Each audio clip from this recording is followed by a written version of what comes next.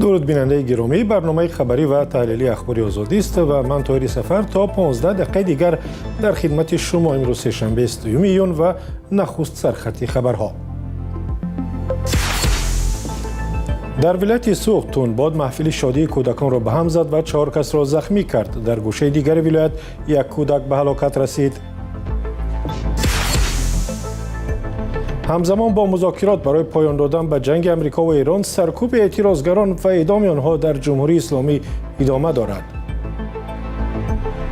فردا خودم معرفی میکنم برای اجرای حکم 10 سال زندانی که بهم دادن.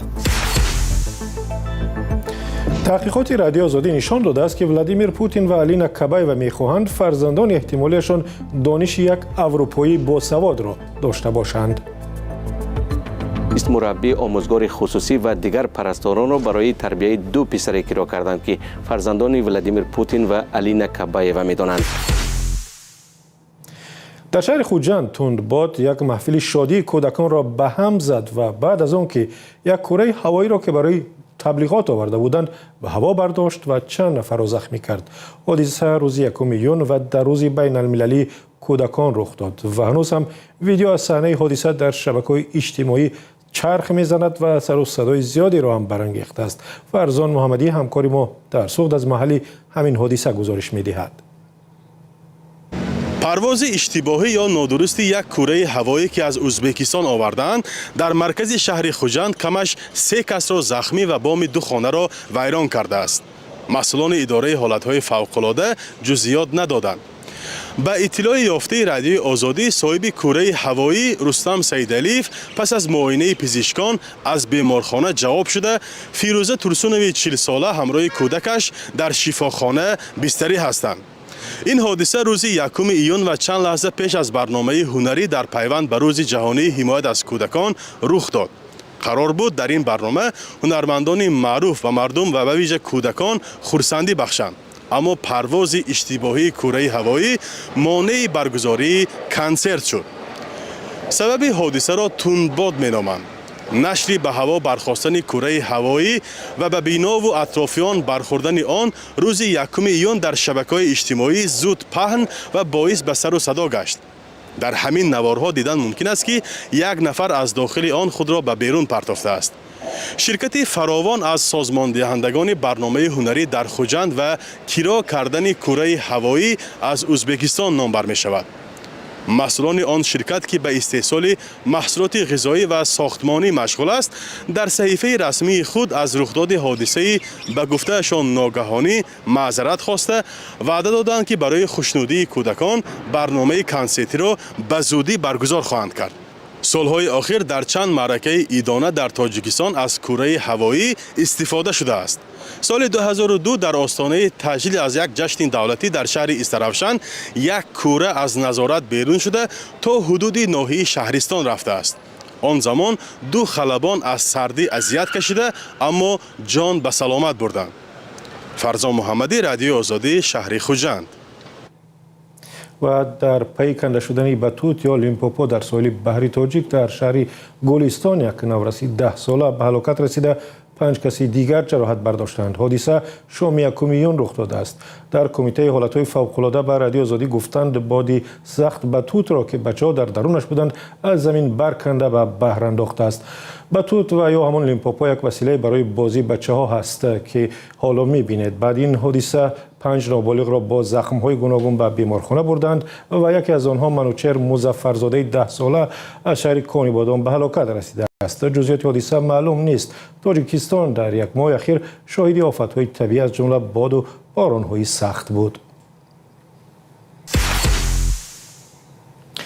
و بنا به گزارش‌ها ایران هنوز به طرح سازش پیشنهادی امریکا برای پایان دادن به جنگ بین 2 کشور پاسخ نداده است و بحث و بررسی‌ها سر این طرح در تهران ادامه دارد. یک مقام نزدیک به مذاکرات در ایران و خبرگزاری مهر در آن کشور گفته است که ایران طرح پیشنهادی را با دقت بررسی می‌کند، اما در این میان به گفته حامیان حقوق، جمهوری اسلامی در مدت 2 ماه سازش آتش‌بس با آمریکا سرکوب اعتراضگران را ادامه داده و همچنان آنها را زندانی و قتل می‌کند. جزئیات در گزارش همکارم اسکندر خواجه میرزاده.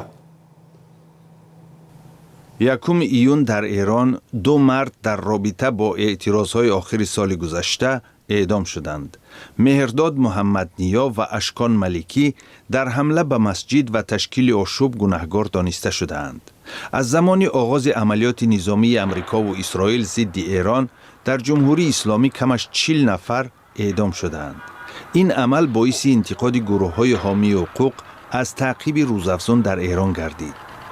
جمهوری اسلامی اعتراضهای مردمی را که در جواب به بدشوی با سرعت وضع اقتصادی و تعقیب حکومت آغاز یافته بودند بیرحمانه پخش کرد.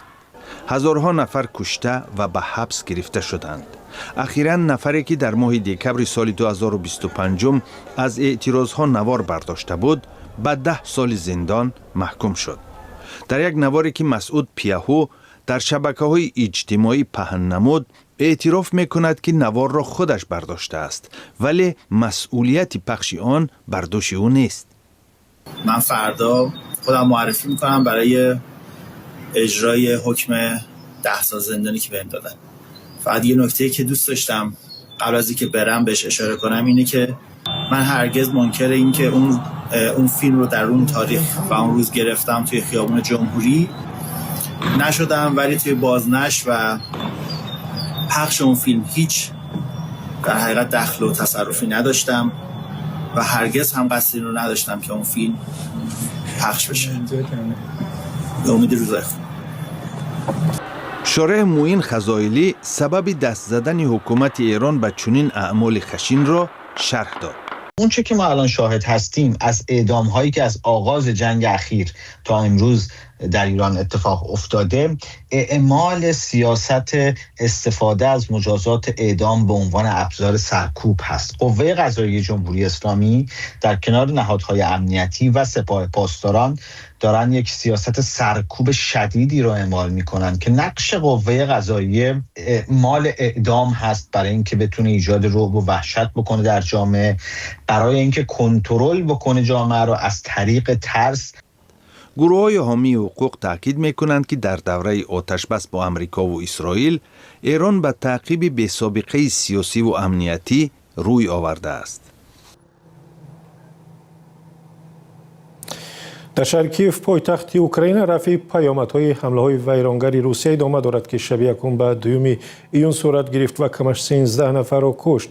نیروهای هوایی اوکراین امروز گفتند در عموم روسیه به این کشور با 73 موشک و بیشتر از 650 پهپاد یا درون به 38 محل به خصوص به کیف ضربه زده است. ویتالی کلیچکو رئیس شهر گفت که در حمله ها به کیف کمش 4 نفر کشته شدند و 58 کسی دیگر به شمول کودکان زخم برداشتند.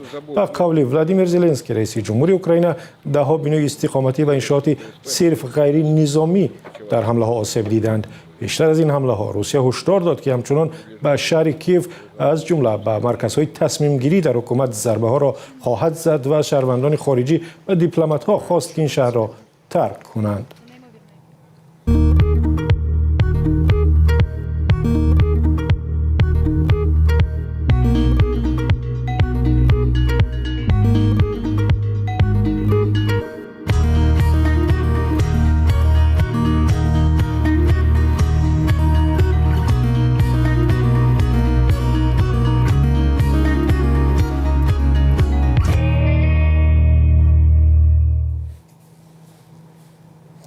در دوام 8 سال گذشته کم 20 شهروند خارجی و اکثر آنها از کشورهای غربی در تربیت و تعلیم 2 کودک سم گذاشتند که آنها را فرزندان ولادیمیر پوتین رئیس جمهوری روسیه و همسر احتمالی او الینا کابایوا می‌دانند.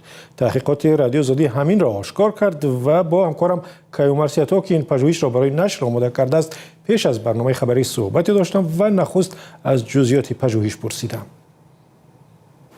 البته طاهر، این پژوهش بسیار بزرگ است و در 2-3 دقیقه همه آن را گفتن نمیتوانیم، ولی معلوم است که دست کم 20 مربی آموزگار خصوصی و دیگر پرستاران را برای تربیت 2 پسر اکرا کردند که فرزندان ولادیمیر پوتین و الینا کابایوا میدانند.